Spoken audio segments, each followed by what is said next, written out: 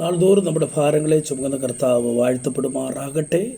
എല്ലാ പ്രിയപ്പെട്ടവർക്കും സ്നേഹവന്ദനം. ഇത് പ്രഭാത സന്ദേശം.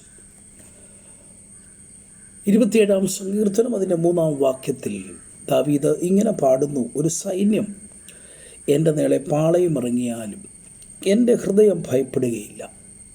എനിക്ക് യുദ്ധം നേരിട്ടാലും ഞാൻ നിർഭയമായിരിക്കും.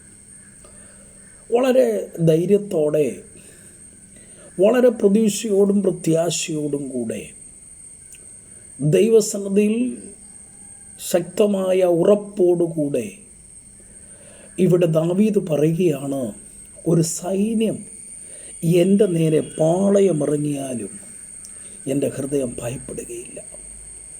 എൻ്റെ ഹൃദയം ഭയപ്പെടുകയില്ല എന്ന് പറയുമ്പോൾ, ഒരു സൈന്യം വന്നാലും, വ്യക്തിയായിക്കൊള്ളട്ടെ, ഒരു ചെറിയ സമൂഹമായിക്കൊള്ളട്ടില്ല, ഒരു രാജ്യത്തിൻ്റെ സൈന്യം എൻ്റെ നേരെ പാളയമിറങ്ങിയാലും ഞാൻ ഭയപ്പെടുകയില്ല എന്ന് ദാവീദ് ഇവിടെ പറയുമ്പോൾ എന്താണ് നമുക്കതിൽ പഠിക്കുവാനായിട്ട് കഴിയുന്നത്?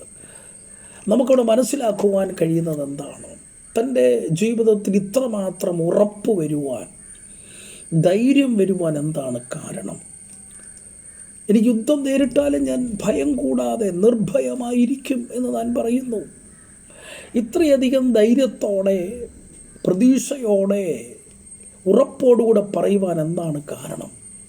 മറ്റൊന്നുമല്ല, അതിന് 1-ാം വാക്യത്തിലേക്ക് വരുമ്പോൾ ദാവീദ് ഇങ്ങനെ പറയുന്നു: യഹോവ എൻ്റെ വെളിച്ചമാണ്, യഹോവ എൻ്റെ രക്ഷയാണ്, യഹോവ എൻ്റെ ജീവൻ്റെ ബലമാണ്.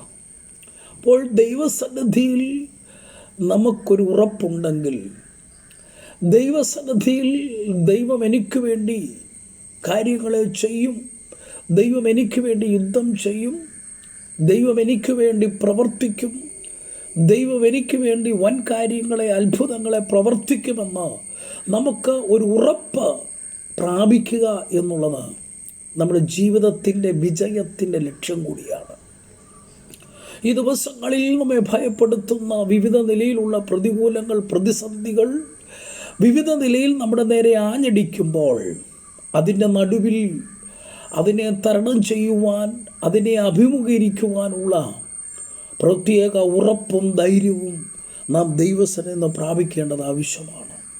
ഇവിടെ ഭക്തൻ പറയുന്നൊരു കാര്യം: എൻ്റെ ഹൃദയം ഭയപ്പെടുകയില്ല, ഞാൻ നിർഭയമായിരിക്കും എന്ന് പറയുമെങ്കിൽ അതിനെത്രത്തോളം ധൈര്യവും ഉറപ്പുമുണ്ട്. ഇനി എന്തു വന്നാലും, എത്ര ശക്തന്മാരായ എതിരാളികൾ എനിക്കെതിരെ എഴുന്നേറ്റാലും, എത്ര ശക്തിയോടെ എഴുന്നേറ്റാലും, ദൈവം എനിക്ക് വേണ്ടി യുദ്ധം ചെയ്യും, ദൈവം എനിക്ക് വേണ്ടി കാര്യങ്ങളെ ചെയ്തെടുക്കുമെന്ന് ഉറപ്പോടെ, ധൈര്യത്തോടെ പറയുവാൻ ദാവീദിന് കഴിഞ്ഞെങ്കിൽ ഈ പകലിൽ നമുക്കും കഴിയണം.